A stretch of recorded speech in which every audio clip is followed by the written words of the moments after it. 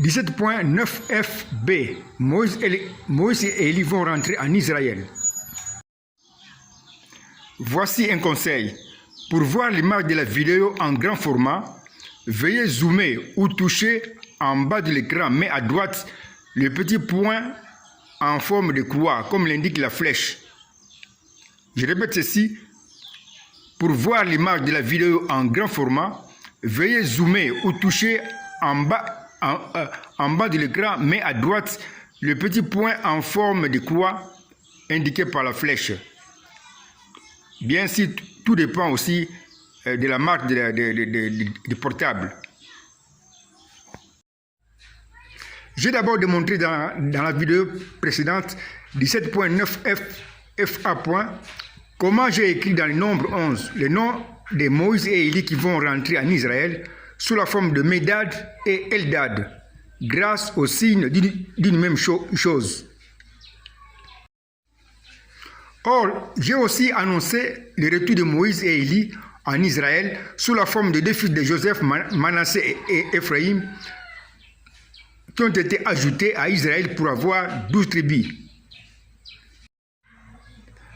Quand je compare Manassé et Moïse, ils sont ici des noms bien différents, mais je regarde au signe d'une même chose qui est ici le même M. Le même M devient pour moi un signe de liaison, ou le passé signe de l'unité qui unit les deux noms bien différents dans un mariage spirituel ci-après.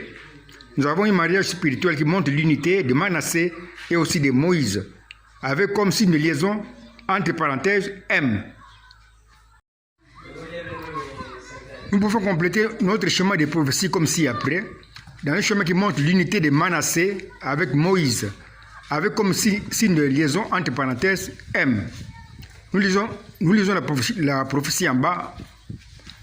C'est bien dit, Manassé dans ma pensée représente Moïse. C'est clair? Manassé dans ma pensée représente Moïse. Quand je compare Ephraïm et Élie, ce sont ici deux noms bien différents. Mais je regarde au signe d'une même chose qu'ils ont, qui est ici le même E. Le même E devient un signe de liaison ou le passé signe de l'unité qui unit les deux noms dans un mariage spirituel ci-après, qui montre l'unité d'Ephraïm et aussi d'Élie, avec comme signe de liaison mis entre parenthèses E. Nous pouvons compléter notre schéma de prophétie comme ci-après, dans un schéma qui montre l'unité d'Ephraïm et Élie. Nous lisons la prophétie en bas qui dit ceci. Ephraïm dans ma pensée représente Élie. On descend un peu. Ephraïm dans ma pensée représente Élie. Dans ma pensée, en tant que l'auteur de la Bible et créateur du récit biblique, quand je vois Manassé et Ephraïm, je vois Moïse et Élie grâce au signe d'une même chose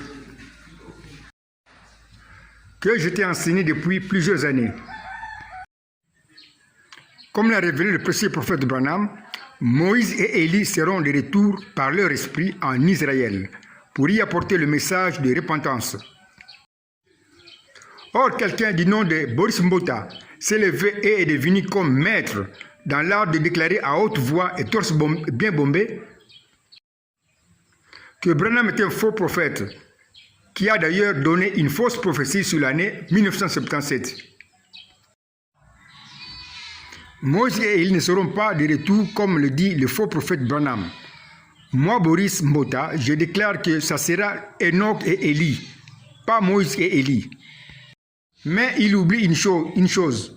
À ma seconde venue, je ne suis pas seulement le sacrificateur qui sonne à la 50e année de jubilé, c'est-à-dire après le sétage de mon église,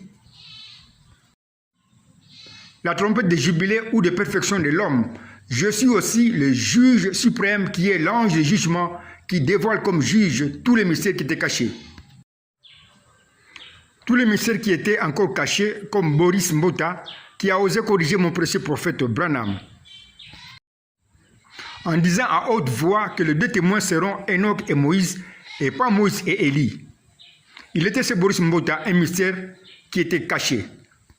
qui était caché, mais que je dévoile comme quelqu'un qui est sous le jugement d'avoir blasphémé contre le Saint-Esprit que je suis, qui a ouvert les sceaux par la bouche du précieux prophète Branham. Tout ce qu'il appuie dans ces déclarations blasphématoires, s'ils dépassent les bornes, seront disqualifiés et ne seront ni vierge sage que je vais enlever, ni vierge folle qui est sauvée. Tu vas donc rester loin, mais alors très loin, de ce Boris Mbota qui est sous le jugement d'avoir blasphémé. Je parle ici de rester loin spirituellement. C'est-à-dire de ne pas du tout parler de ma précieuse Bible avec ces garçons que j'ai rejetés. Il a osé même parler de mon précieux prophète Branham en disant qu'il a fait du plagiat. Dans ma précieuse Bible, les 4 vivants d'Ézéchiel portent 6 ailes et ont 4 faces. Alors que les mêmes 4 vivants pour Jean, qui n'est pas du tout un prophète, portent seulement 4 ailes et ont une face. Jean a-t-il fait du plagiat? Je peux inspirer quelqu'un qui n'est pas du tout un prophète. Le prophète viendra alors avec la révélation complète qui va corriger